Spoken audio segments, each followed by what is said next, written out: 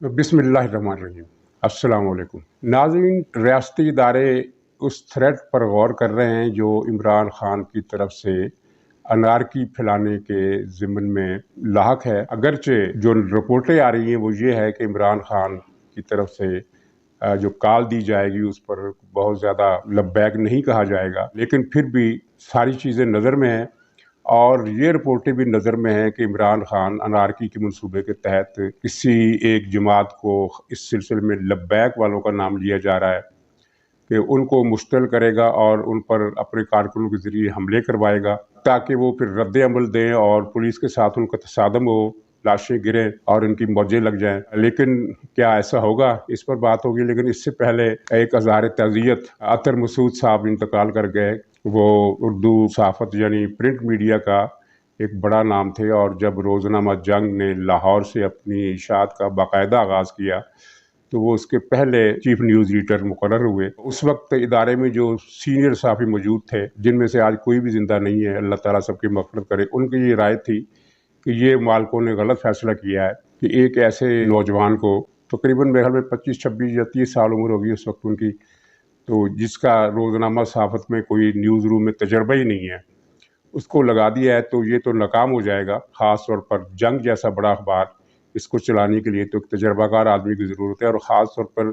जब सूरत हाल ये है कि उस वक्त नवाए वक्त और मशरक अखबार की इजारादारी थी लाहौर शहर की अखबारी मार्केट में, तो इन दोनों को वो चैलेंज करने आ रहा है, तो ये तो फ़ैसला बड़ा गलत है। लेकिन अतर मसूद साहब ने बहुत ज़्यादा मेहनत के साथ काम किया और उनके अंदाज़े या अंदेशे गलत साबित कर दिए। बड़ी कामयाबी के साथ उन्होंने अखबार को चलाया। वो ज़हीन आदमी थे और साबिर मुतालिया भी थे, दीनी ज़ौक़ था। उनका घराना दीनी अक़दार से ताल्लुक़ रखने वाला घराना था। ख़ुद भी वो मज़हबी रुझान रखते थे और मज़हब के बारे में उर्दू अदब और शायरी और सियासत, इन पर उनका ख़ासा मुतालिया था, हाफ़ज़ा बहुत अच्छा था। ज़हीन आदमी थे और मेहनती भी थे। चुनांचे जंग को उन्होंने कामयाबी के साथ चलाया और बहुत जल्द लाहौर से जंग ने मशरक अखबार का तो सफाया ही कर दिया, जबकि नवाए वक्त की जो इजारादारी थी उसको भी चैलेंज किया और नवाए वक्त की सर्कुलेशन का एक बड़ा हिस्सा जंग ने अपने नाम करा लिया। तो उनकी वफ़ात पर बहुत सदमा हुआ और शॉक भी लगा, इसलिए कि बज़ाहिर उन्हें कोई ऐसी बीमारी नहीं थी कि इस तरह अचानक वफ़ात हो जाती। फिर बाद में पता चला कि दरअसल उन्होंने बाईपास करवाया था तो वो कामयाब नहीं हो सका। मतलब ये कि मौत का एक बहाना होता है, तो वो इस बहाने उनकी वफ़ात हो गई। अल्लाह ताला उनकी मग़फ़िरत करे, उनकी नेकियां कबूल करे और उनके लवाहिकीन को सब्र दे। ये उर्दू सहाफ़त का उर्दू प्रिंट मीडिया का एक बड़ा नुकसान है, तो उस पर यह इज़हार ताज़ियत करना था। और दूसरी खबर जो मुख्तसर तौर पर मैं ये तबसरा करना चाहता हूँ कि शहबाज शरीफ ने वज़ीर-ए-आज़म बनकर एक अच्छा फ़ैसला ये किया है कि आटे के थैले की कीमत में 100 या 150 रुपये के दरमियान कमी कर दी है और चीनी भी 5 से 10 रुपये सस्ती कर दी है। लेकिन ये पैकेज जो है ये सिर्फ ईद तक के लिए है। ईद के बाद यानी दोबारा पुरानी कीमतें बहाल हो जाएंगी। तो कहने का मतलब ये है कि कुछ ऐसा इंतज़ाम किया जाए कि ये रिलीफ ईद के बाद भी मिलता रहे, क्योंकि माजी की हुकूमत ने बहुत सारी चीज़ों की मद में नाजायज़ इजाफे किए जिनको वापस लिया जा सकता है। हर चीज़ की कीमत में इजाफा तो वापस होना मुमकिन नहीं है। हालात इतने बिगाड़ कर गया इमरान खान कि अब किसी के बस में नहीं है। लेकिन जिन चीज़ों के सरासर और धांधली के ज़रिए आउट ऑफ द वे जाकर उन्होंने इजाफे किए, मसलन दवाओं की कीमतों में 500% इजाफा जो किया गया है,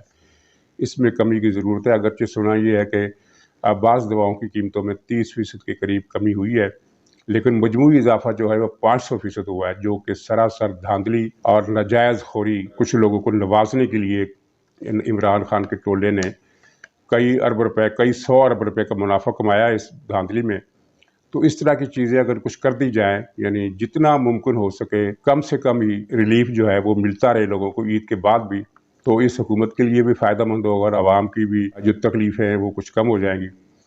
तो नाज़रीन, अब आते हैं इसके इमरान खान के इस मंसूबे की तरफ। हुआ ये है कि हफ्ते को इसने कॉल दी थी, जब कराची में इसने जलसा किया तो जलसे से पहले इसने कॉल दी थी कि जब मैं कराची में जिस रोज़ जलसा करूँगा तो उस रोज़ पूरे मुल्क में आपने फिर मुजाहरे करने, जिस तरह चंद दिन पहले मुल्क के कई शहरों में इन लोगों ने मुजाहरे किए और जिनको इनकी मीडिया ने लाखों का बताया। हालांकि पूरे मुल्क में जितने लोग उस रोज़ सड़कों पर निकले थे, उनको उनकी तादाद को इकट्ठा किया जाए तो वो चंद हज़ार बनती थी। मसलन लिबर्टी में 1200 आदमी थे اور ان کے سوشل میڈیا نے وہ تصویریں جوڑ جوڑ کر اس کو 1 لاکھ کا مجمع بنا دیا۔ اسی طرح دوسرے شہر میں بھی ہوا۔ تو لیکن اس مرتبہ یہ ہوا کہ ہفتے کے دن کہیں بھی کسی بھی جگہ پر کسی بھی شہر میں کوئی بھی جلوس نہیں نکلا۔ اس سے اداروں کو یہ تاثر ملا ہے کہ عمران خان کی جو یہ روز روز کی کال ہے یہ فیل ہو جائے گی۔ ہاں یہ ضرور ہوا کہ جس روز جلسہ ہوا تو اس جلسے میں جو عمران خان کا خطاب تھا وہ پاکستان کے کچھ 3-4 بڑے شہروں میں بڑی اسکرین لگا کر دکھانے کا انتظام کیا گیا۔ لبرٹی میں بھی یہ انتظام کیا گیا، اور ظاہر ہے جب بڑی اسکرین پر ایک خطاب چل رہا ہو تو اس کو دیکھنے کے لیے لوگ اکٹھے ہو جاتے ہیں، تو وہ بھی کوئی بہت بڑی تعداد نہیں تھی، مختصر سی تعداد تھی، اور بڑی اسکرین کے گرد لوگوں کو اکٹھا کرنا کال کی کامیابی کے مترادف تو قرار نہیں دیا جا سکتا۔ بڑی اسکرین پر اگر حریم شاہ کی ویڈیو لگا دیں تو میرے خیال میں جتنا مجمع لبرٹی کا عمران خان کی تقریر سننے کے لیے اکٹھا کیا تو اس سے 50 گنا زیادہ مجمع اکٹھا ہو جاتا۔ تو بہرحال یہ بڑی اسکرینوں کے 3 یا 4 شہروں میں بڑی اسکرینوں کے گرد جو اکٹھے کیے لوگ، ان کے علاوہ کوئی جلوس نہیں نکلا، بلکہ یہ جو لوگ تھے اسکرین کے گرد اکٹھے ہوئے تھے وہ بھی تقریر سن کر یا آدھی تقریر سن کر چلے گئے، اور کوئی جلسہ جلوس احتجاجی رونق میلے کی فضا وہ نہیں بن سکی جس طرح پچھلے ہفتے انہوں نے بنائی تھی 6-7 شہروں میں۔ تو اس سے ظاہر اداروں کو ایک مثبت اور حوصلہ افزا قسم کا میسج گیا۔ لیکن اب یہ سنا ہے کہ یہ لبیک والوں کو کس طرح ہٹ کریں گے، پتہ نہیں کیا کریں گے، ہٹ اینڈ رن والی کوئی سیاست، کوئی سازش یہ اس طرح کر رہے ہیں۔ ان کا خیال ہے کہ پھر یہ لوگ جلوس نکالیں گے، متشدد ہو جائیں گے، توڑ پھوڑ کریں گے، پولیس کے ساتھ تصادم ہوگا،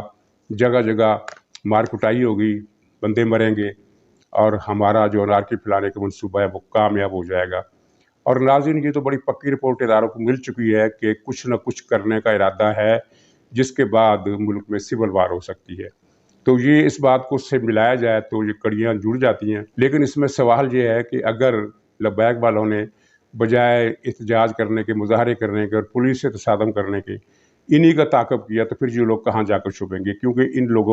لوگوں میں کسی کے پاس مقابلہ کرنے کی طاقت نہیں ہے۔ یہ پولیس کی لاٹھیاں کھانے والی مخلوق نہیں ہے، یہ برگر فیملی ہے، ایلیٹ کلاس ہے جو رقص کر سکتی ہے۔ اور ہاں ناظرین، یہ حالیہ دنوں میں جو پی ٹی آئی نے مظاہرے جلسے وغیرہ کیے ہیں تو ان کے دوران لڑکیوں کے رقص کی بہت ساری ویڈیوز سوشل میڈیا پر چل رہی ہیں جو پی ٹی آئی کے جھنڈے اٹھا کر ہجوم میں رقص کر رہی ہیں اور لوگ ان کو دیکھ رہے ہیں۔ تو کسی نے اس پر یہ تبصرہ کیا کہ اگر یہ آئٹم پی ٹی آئی اپنے پروگراموں میں سے نکال دے تو پھر دیکھتے ہیں کتنے لوگ اکٹھے ہوتے ہیں۔ اور یہ بات جو ہے، یہ تبصرہ جو ہے، اگرچہ طنز یا مذاق کی صورت میں ہے لیکن ہے یہ بالکل سچ کہ بہت سارے لوگ اس آس پر وہاں چلے جاتے ہیں کہ وہاں دیکھنے کو، دل پشوری کرنے کو بہت کچھ ملے گا۔ تو پی ٹی آئی کا یہ ایک منفی اور سیاہ کارنامہ ہے کہ اس نے نوجوان لڑکوں اور لڑکیوں کی ایک تعداد کو، میں بڑی تعداد نہیں کہتا، ظاہر ہے یہ کوئی ہزاروں میں نہیں ہے، سینکڑوں میں ہوں گے، لیکن ایک نسل اتنی واہیات کردار کی تیار کر دی ہے کہ جن کو کوئی شرم و حیا نہیں ہے، اور وہ نہایت ہی بولڈ قسم کے ڈانس کرتے ہیں، اور ان پر جو تبصرے پھر سوشل میڈیا پر ہوتے ہیں وہ انہیں داد سمجھتے ہیں۔ سوشل میڈیا پر ہونے والے تبصرے اتنے غیر اخلاقی ہوتے ہیں کہ ان کو کوٹ بھی نہیں کیا جا سکتا، لیکن یہ لوگ اس کو اپنے لیے داد سمجھتے ہیں اور اپنی کامیابی سمجھتے ہیں۔ تو یہ ایک مخلوق اس نے عمران خان نے تیار کر دی ہے، بے حیائی اور فحاشی اور بےہودگی اور سر عام خلاف عزت کام کرنے والے لوگ، یہ نوجوانوں کا ایک گروہ اس نے پیدا کر دیا ہے۔ تو یہ گروہ جو ہے یہ ناچ دکھا سکتا ہے، رقص کر سکتا ہے اور دھمال ڈال سکتا ہے، پولیس کا مقابلہ نہیں کر سکتا۔ چنانچہ عمران خان ہفتے کے دن جو کال دی گئی تھی اس کی اس بری طرح ناکامی سے غصے میں بھی ہے اور پریشان بھی ہے، اور آج وہ پھر سوشل میڈیا پر اپنے پارٹی کارکنوں سے خطاب کرنے والا ہے۔ میرا خیال ہے اس میں جو دوسری باتیں کچھ کرے گا، جس طرح اس نے فوج کو 2 دن پہلے اپنے ولاگت کے سامنے 3-4 مقامات سے ہٹ کرنے کی کوشش کی، کچھ اداروں کو اس طرح ہٹ کرے گا، عدلیہ کو ہٹ کرے گا، فوج کو ہٹ کرے گا، اپوزیشن جو ان کی ہے، عمران خان کی جو اپوزیشن ہے، مسلم لیگ نون، پیپلز پارٹی جو آج کل حکمران جماعتیں ہیں، تو ان کی قیادت کو بے ایمان اور بغیرت کہے گا اور گالیاں دے گا۔ یہ واحد لیڈر ہے جس نے اپنی تقریر میں پاکستان میں اپنے تمام مخالفوں کو بے غیرت کہا۔ یہ ایک بے غیرت کہنا بہت بڑی گالی ہوتی ہے۔ تو لیکن پی ٹی آئی اور عمران خان کی جو سیاسی تاریخ کا خلاصہ جو ہے، سیاسی کردار کا خلاصہ، وہ گالی ہے اور فحاشی ہے، اس کے علاوہ تیسری کوئی چیز نہیں ہے۔ تو اس کے علاوہ یہ سوشل میڈیا پر خطاب میں ظاہر ہے ایک مرتبہ پھر کال دے گا، اور سنا ہے کہ کل کے جلسے کے دن بھی کال دی جائے گی، اور اس کے بعد جو بڑی کال دی جائے گی وہ ہوگی عید کے بعد، عید کی ایک ہفتے کے بعد یہ کال دے گا کہ اس حکومت کو ختم کرنا ہے اور عوام سڑکوں پر نکل آئے۔ ناظرین، اس کا جو غیر ملکی سازش اور پاکستان کے غلام ہونے کا بیانیہ وہ تو چلا نہیں، وہ تو پٹ گیا جب فوج نے باضابطہ طور پر کہہ دیا کہ کوئی غیر ملکی سازش نہیں ہوئی اس حکومت کو ہٹانے کے لیے، اور مشترکہ اعلامیے میں جو نیشنل سیکورٹی کمیٹی کو ہوا تو اس میں بھی ایسی کوئی بات نہیں۔ اس کے بعد سے یہ بیانیہ جو ہے یہ ایک محض الزام بن کر رہ گیا، اگرچہ پہلے جب فوج خاموش رہی اور اس نے ذرائع کے حوالے سے اس کی تصدیق کرنے سے انکار کیا تو بات مختلف تھی، کیونکہ ذرائع کے حوالے سے چلنے والی باتوں کو کچھ لوگ مان لیتے ہیں، کچھ لوگ نہیں مانتے۔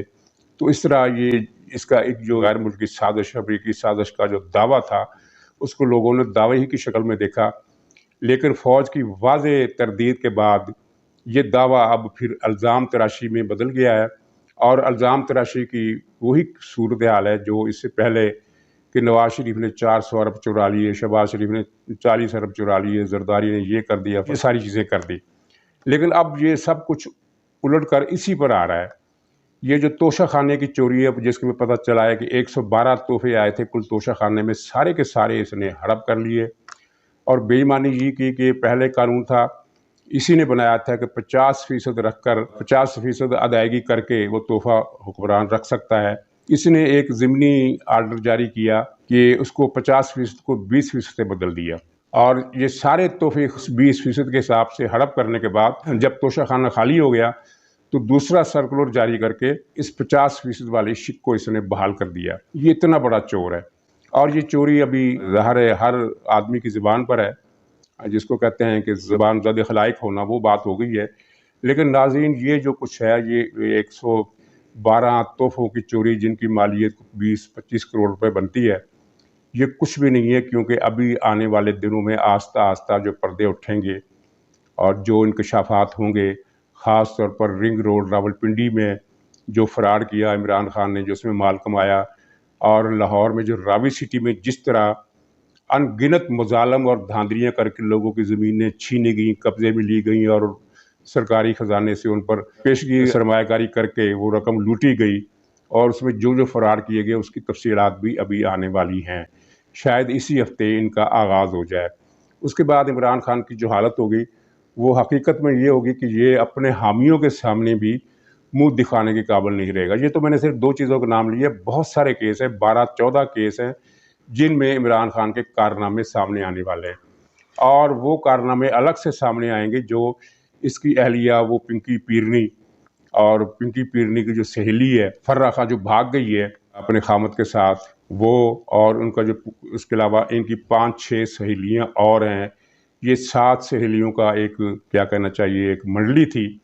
جو دن رات لوٹ مار اور کرپشن میں ملوث تھی۔ اس کے ساتھ ہی بزدار کے کارنامے بھی سامنے آئیں گے تو دنیا کی آنکھیں پھٹی کی پھٹی رہ جائیں گی کہ اس نے جنوبی پنجاب میں زمینوں پر کس طرح قبضے کرائے، کس طرح تمام ٹھیکے اپنی فیملی اور اپنے قبیلے والوں کو دیے، اور سینٹرل پنجاب میں بھی اس نے جو کرپشن کی افسروں کے تقرر و تبادلوں میں اور ٹھیکوں میں، اور جس طرح وزارت اعلیٰ چھوڑنے سے پہلے اس نے وزیر اعلیٰ ہاؤس میں تمام کمپیوٹرائز ریکارڈ جو تھا وہ ڈیلیٹ کروایا، وہ اگرچہ کہیں نہ کہیں وہ اس کے باوجود محفوظ ہوگا، تو اس کے بھی کارنامے سامنے آنے والے ہیں۔ تو عید کے بعد یہ جو الیکشن کمیشن کا فیصلہ ہے وہ بھی متوقع ہے، عید کے فوراً بعد وہ فیصلہ سامنے آ جائے گا، اور اس فیصلے کے بعد اس کی گرفتاری بھی طے ہے، اور گرفتاری اس کی صرف الیکشن کمیشن کے فیصلے ہی کی تحت نہیں بلکہ اور بھی کئی جرائم جو ہیں ان میں اس کی گرفتاری تقریباً یقینی ہے، اور یہ بیک وقت بہت سارے مقدمات میں گرفتار ہوگا، کسی ایک مقدمے میں گرفتار نہیں ہوگا۔ اور اس کی گرفتاری پر یہ جو پی ٹی آئی کو سوشل میڈیا گل مچا رہا ہے کہ اگر عمران خان کو گرفتار کیا گیا تو حالات کسی کے قابو میں نہیں رہیں گے، تو میرا فکرہ اس کے بارے میں یہ ہے کہ جب یہ گرفتار ہو جائے گا تو ان کی پارٹی کی کوئی چڑیا بھی پر نہیں مارے گی، یہ باہر آنے کی ہمت ہی نہیں کریں گے، یہ گھروں میں بیٹھ کر بد دعائیں دیں گے۔ ان کے سوشل میڈیا کو کسی حد تک لنگڑا کر دیا گیا ہے۔ اور ایک اچھی خبر یہ ہے کہ وہ جو ریٹائرڈ بزرگوار جن کا نام میں نے رکھا ہوا ہے پرویز مشرف کی بیوائیں 6-7 ہیں، جو ٹی وی پر روزانہ آ کر مختلف چینلز پر ایک ایک بیوہ 3 چینلز پر آتی تھی اور عوام کے خلاف اور جمہوریت کے خلاف اور پاکستان کے خلاف اپنے خبث باطن کا مظاہرہ کرتی تھی، ان پر پابندی لگا دی گئی ہے کہ اب وہ ٹی وی پر نہیں آئیں گے۔ یہ پابندی کس نے لگائی؟ اسے چھوڑیے، یہ بات کافی ہے کہ یہ پابندی لگ گئی ہے۔ یہ ان کی خرافات اور ان کی بک بک اور پاکستان کے عوام کے خلاف جس طرح یہ زہر اگلتے تھے، جمہوریت کو اور سیاستدانوں کو اور پارلیمنٹ کو گالیاں دیتے تھے، تو وہ عذاب ایک ختم ہو گیا۔ اور جس نے بھی یہ فیصلہ کیا ہے اس کا شکریہ۔ اور اس کے ساتھ ہی یہ جو ایکس سروس مین سوسائٹی ہے، جو یوں سمجھیے کہ جس طرح وہ چھوٹا بچہ دودھ نہ ملنے پر ٹانگیں چلاتا ہے، اس طرح ٹانگیں چلا رہی تھی کئی دنوں سے، اب اس کے ارمانوں پر بھی اچھی خاصی اوس پڑ گئی ہے۔ اور اس کے ترجمان نے، کوئی میجر عادل صاحب ہیں، اس اسپوکس پرسن نے اپنے منصب سے استعفیٰ دے دیا۔ اس استعفے کی کہانی یہ ہے کہ 2-3 دن پہلے جب جنرل باجوہ صاحب نے ان ریٹائرڈ افسروں کو بلایا تھا، ملاقات کی خواہش انہی کی طرف سے کی گئی تھی، ریٹائرڈ افسروں کی طرف سے، تو اس میں بہت سارے سوال جواب ہوئے جن کی ساری تفصیل اب ہر طرف سے آ چکی ہے۔ تو اس ملاقات میں جنرل باجوہ صاحب نے ایک موقع پر ایک سوال کے ضمن میں یہ کہا کہ اگر اگلے الیکشن میں عمران خان جیت جاتا ہے تو ہم اسے ویلکم کریں گے۔ تو ظاہر ہے یہ سوال کا جواب یہی بنتا تھا، وہ یہ تو نہیں انہوں نے یہ تو نہیں کہنا تھا کہ اگر عمران خان جیت گئے تو ہم ان کی جیت کو نہیں مانیں گے اور ان کو ویلکم نہیں کہیں گے۔ یعنی یہ بات اپنے اندر کوئی خبریت نہیں رکھتی تھی۔ لیکن یہ ان عادل راجہ صاحب نے جو اسپوکس پرسن تھے، ملاقات کے خاتمے کے بعد ایک ٹویٹ کر دیا کہ جنرل باجوہ نے کہا ہے کہ اگلا الیکشن عمران خان جیتے گا، اور یہ نظر آ رہا ہے اس کی مقبولیت بہت بڑھ گئی ہے، اور اگلا الیکشن وہی جیتے گا اور وہی حکومت بنائے گا۔ تو میرا خیال ہے کہ اسی ٹویٹ پر اس کی پکڑ ہوئی۔ اسی ٹویٹ کو لے کر پھر یوٹیوب پر ان کا جو سوشل میڈیا ہے، انہوں نے کوہرام برپا کر دیا کہ دیکھو عمران خان واپس آ رہا ہے، اور یہ جو کچھ ہوا ہے دراصل عمران خان کو 2/3 اکثریت دلانے کے لیے ہوا ہے۔ عمران خان کی پاپولیرٹی آسمانوں پر پہنچ گئی ہے، اب تو پتہ نہیں کتنے آسمان ہیں کہ سارے کے سارے آسمانوں پر پہنچ گئی ہے۔ لیکن یہ ظاہر ہے سارا جھوٹ تھا، اور جب یہ اس کی تردید آ گئی، میجر صاحب نے بھی اپنی ٹویٹ ڈیلیٹ کر دی اور صحیح صورتحال سامنے آ گئی، تو اس کے بعد سے پھر یہ ان پر تھوڑا سا مایوسی کا اٹیک ہوا۔ اور کل جو کابینہ بنی ہے تو اس پر ان کی مایوسی مزید بڑھ گئی ہے، کیونکہ یہ لوگ توقع کر رہے تھے، بلکہ پریڈکشنز دے رہے تھے اپنے پروگرامز میں کہ پی ڈی ایم میں لڑائی چھڑ گئی ہے اور یہ ان سے کابینہ نہیں بن رہی، فلاں کا یہ مطالبہ ہے، فلاں کا یہ مطالبہ ہے، اور اب یہ شہباز شریف جو ہے 2-4 دنوں میں اسمبلی توڑنے والے ہیں۔ تو وہ پروپیگنڈا بھی سارا بہہ گیا۔ اب سارا جو دار و مدار ہے آج کے سوشل میڈیا پر عمران خان کے خطاب پر ہے، اور کل جو لاہور میں جلسہ ہو رہا ہے اس پر ہے۔ تو ناظرین دیکھتے ہیں کہ اس جلسہ عام میں عمران خان کون سا سانپ نکالتا ہے۔ میرے خیال میں اس کے پاس جتنے سانپ تھے سب اس نے نکال لیے، اب سانپوں کی وہ کیچڑیاں رہ گئی ہیں، انہی کو دوبارہ نکال کر لہرائے گا اور کیا کرے گا۔ اور عید کے بعد تک یہ تماشا چلتا رہے گا، تھوڑا اور ٹھنڈا ہو جائے گا، یہ دن بدن ٹھنڈا ہوتا جائے گا، اور عید کے بعد جو دن شروع ہوں گے اس میں یہ فتنہ جو ہے یہ بالکل دب کر رہ جائے گا، اور یہ لوگ جیسا کہ میں نے کہا کہ ان کی جو ساری چڑیاں ہیں وہ پھر گھروں میں ہی پھڑپڑائیں گی، گھروں کے باہر پر مارنے کی ہمت نہیں کر سکیں گی۔ تو ناظرین انہی گزارشات کے ساتھ اجازت دیجیے، انشاءاللہ کل پھر ملاقات ہوگی۔ خدا حافظ۔